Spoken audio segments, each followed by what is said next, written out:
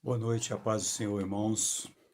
Bênção estar com vocês nesse tempo de meditação na palavra de Deus, esse tempo de estudo bíblico. Eu queria compartilhar com vocês a palavra de Deus que está em Josué, no capítulo 24, no versículo 14 e versículo 15, e depois do versículo 24. A palavra de Deus diz assim: Agora, pois, temei ao Senhor e servi-o com integridade e com fidelidade. Deitai fora os deuses os quais serviram os vossos pais da além do Eufrates e no Egito, e servi ao Senhor. Porém, se vos parece mal servir ao Senhor, escolhei hoje a quem servais.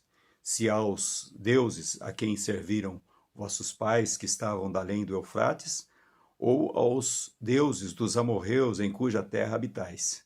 Eu e a minha casa serviremos ao Senhor. Versículo 24 vai dizer assim: E disse o povo a Josué, ao Senhor nosso Deus serviremos e obedeceremos a sua voz. Amém. Senhor Deus e Pai, estamos aqui diante da Tua palavra é a verdade, e nós queremos, ó Deus, ser abençoados, ó Deus, pela meditação na Tua palavra. Ó Deus, queremos ouvir a Tua voz através desse tempo breve de meditação. Abençoa nossas vidas, fala o nosso coração, em nome de Jesus. Amém. Graças a Deus. Irmãos, o maior bem que nós temos, o maior patrimônio que nós temos é a nossa casa, é a nossa família, né? E nenhum sucesso, sabe, em outra área da nossa vida, em outro departamento da nossa vida, justifica o fracasso da nossa família, né? E Deus quer, irmãos, que a nossa família seja uma família abençoada. E nós aprendemos nesse texto aqui que para que a nossa família seja uma família abençoada, nós precisamos seguir aí alguns critérios que nós vemos aí na palavra de Deus, né? Eu queria falar aqui sobre o tema, né? Sobre o tema Nossa Casa a Serviço de Deus, né? Nossa Casa a Serviço de Deus. E Josué, irmãos, é o grande líder, né, daquele tempo. E ele levanta essa bandeira: eu e a minha casa serviremos ao Senhor. Josué não só toma essa decisão, mas estabelece alguns critérios para a casa que quer ter esse modelo, né? Uma casa que serve ao Senhor. Então eu queria compartilhar três critérios aqui que a gente vê aqui nas entrelinhas aqui desse texto que nós lemos e que é muito importante, né? O primeiro deles é o critério da busca da santificação. O versículo 14, ele está dizendo assim, que agora, pois, temei ao Senhor e servi-o com integridade e com fidelidade. Deitai fora os deuses, os quais serviram vossos pais da além do Eufrates e no Egito, e servi ao Senhor, né? Servi ao Senhor. Então, o primeiro critério aí é a busca da santificação, né? Temor, integridade, fidelidade são palavras que nós vemos aí como qualidades, né?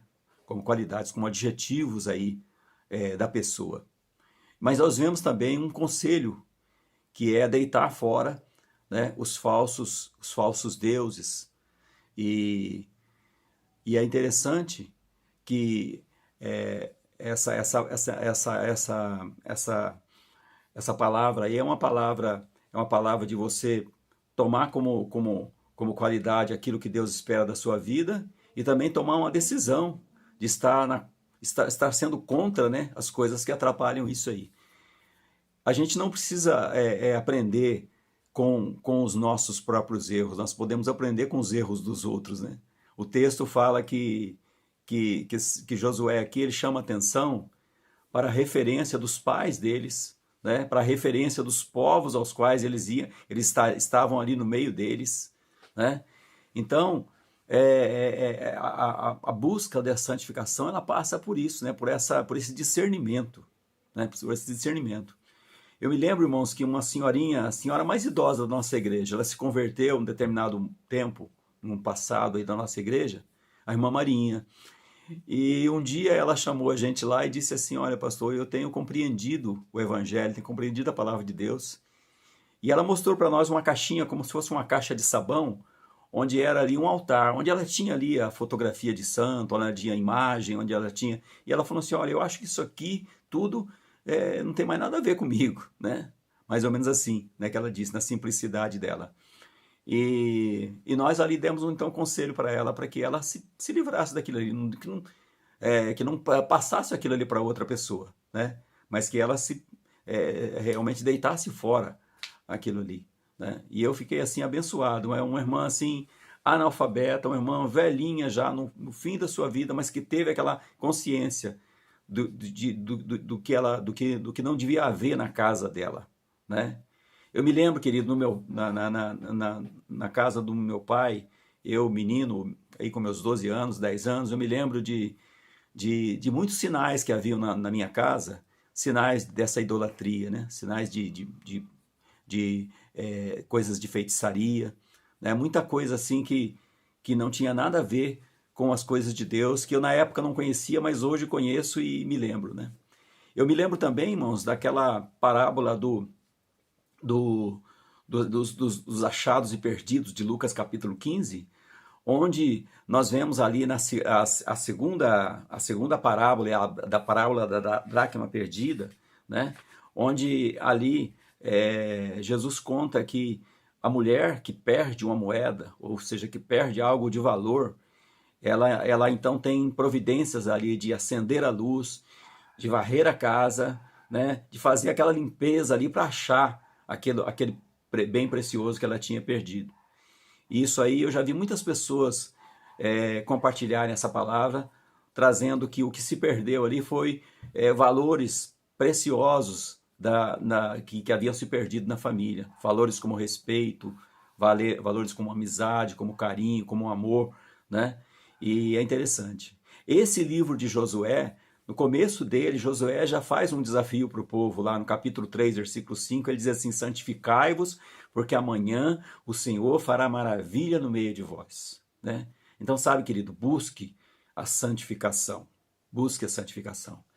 Peça para que Deus te dê discernimento daquilo que está na tua casa, que não tem nada a ver com santificação, que é coisa, de repente, até da tradição da sua família, até de coisas assim, coisas assim que tem até um valor, entre aspas, aí, né? Mas que não é da vontade de Deus. Eu me lembro que o dia que nós fomos na casa da irmã Marinha e nós resolvemos então dar fim, ela pediu para a gente ajudar isso, dar o fim ali naquele pequeno altar de idolatria.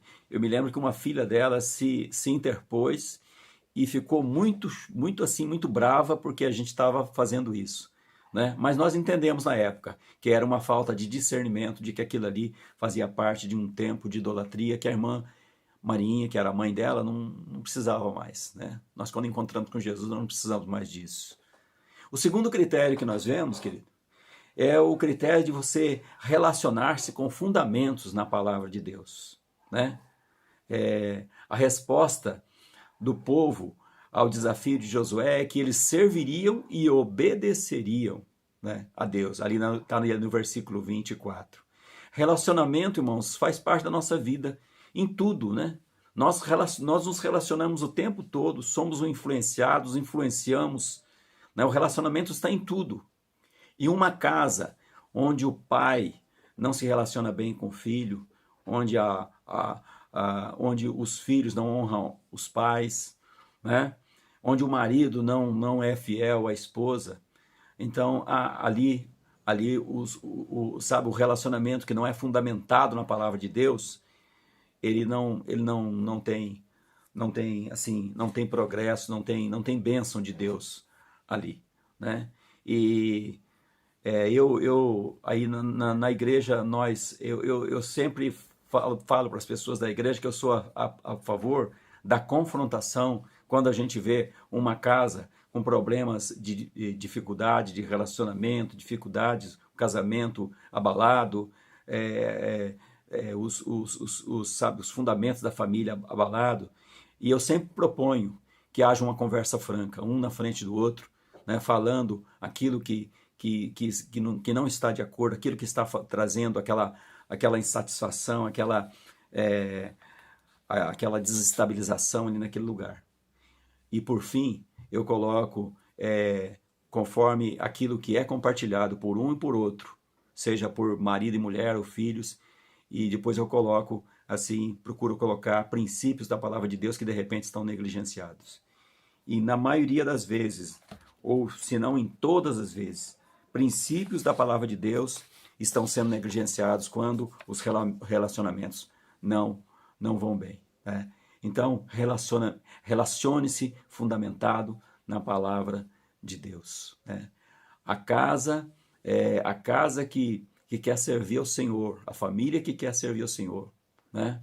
Que quer estar a serviço de Deus, ela precisa tratar os seus relacionamentos com base na palavra de Deus. O terceiro critério que eu coloquei aqui é a perseverança na decisão e na manutenção do propósito de servir a Deus. Do versículo 15, que é um versículo assim que sempre nós lembramos, né? Quando falamos de família, o finalzinho dele, o versículo 15 diz assim: porém, se vos parece mal servir ao Senhor, escolhei hoje a quem servais, se aos deuses a quem serviram vossos pais, que estavam da além do Eufrates, ou aos deuses dos amorreus em cuja terra habitais.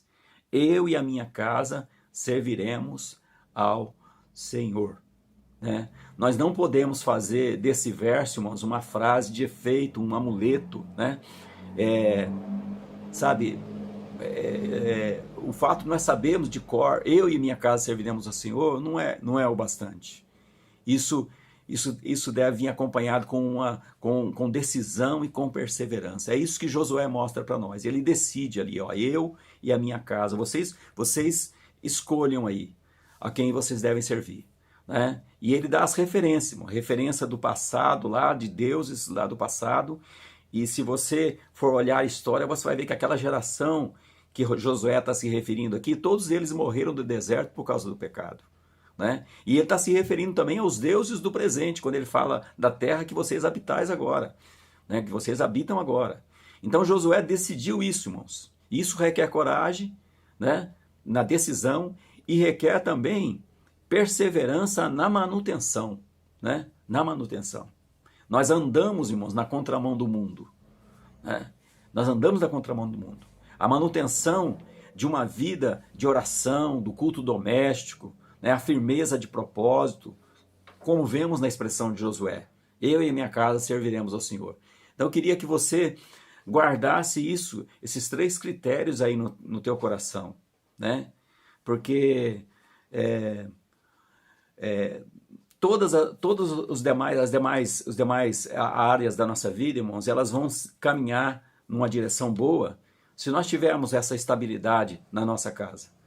Por isso que é importante, né? É importante ter a nossa casa a serviço de Deus, né? A nossa casa a serviço de Deus. Nossa casa a serviço de Deus. Sabe, Deus ele tem projeto para isso aí, né? Desde lá da instituição da família, lá no começo da Bíblia.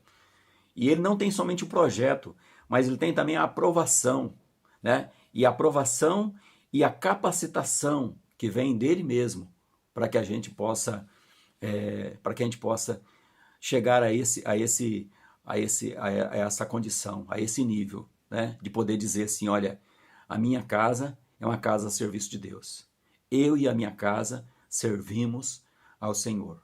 Eu queria orar por você e queria que você guardasse isso, que você compartilhasse de repente isso aí também com alguém e que a sua vida possa ser abençoada através disso. Senhor Deus e Pai, em nome de Jesus, ó Deus, nós sabemos do desejo do Teu coração, ó Deus, que a nossa casa seja uma casa como o cântico que nós cantamos: a minha casa será uma casa de bênção, ó Deus. Então abençoa, Deus, a vida dos Teus servos, dos irmãos da nossa igreja, para que nós possamos, ó Deus, ser uma bênção entre nós mesmos, nas nossas famílias, e sermos também modelos, ó Deus, e exemplo para outras famílias que estão à nossa volta, Pai. Abençoa, Deus, ó Deus, cada um, ó Pai, ajuda-nos, ó Deus, a assumir esses critérios. A palavra do Senhor, Deus, é rica em ensinamento nesse sentido. Então abençoa, Deus, os Teus servos, dá força, Senhor Deus, como como nós cremos e falamos aqui agora. Ó Deus, não é somente um projeto do Senhor, mas é também, conta com a tua aprovação e com a capacitação. Capacita-nos, ó Deus, a viver, ó Deus, a tomar esse desafio, ó Deus, como parâmetro para a nossa vida, Senhor Deus. Ser com cada um dos teus servos é a nossa oração nessa noite, em nome de Jesus. Querido, Deus abençoe a tua casa, né? Deus abençoe a tua família, em nome de Jesus.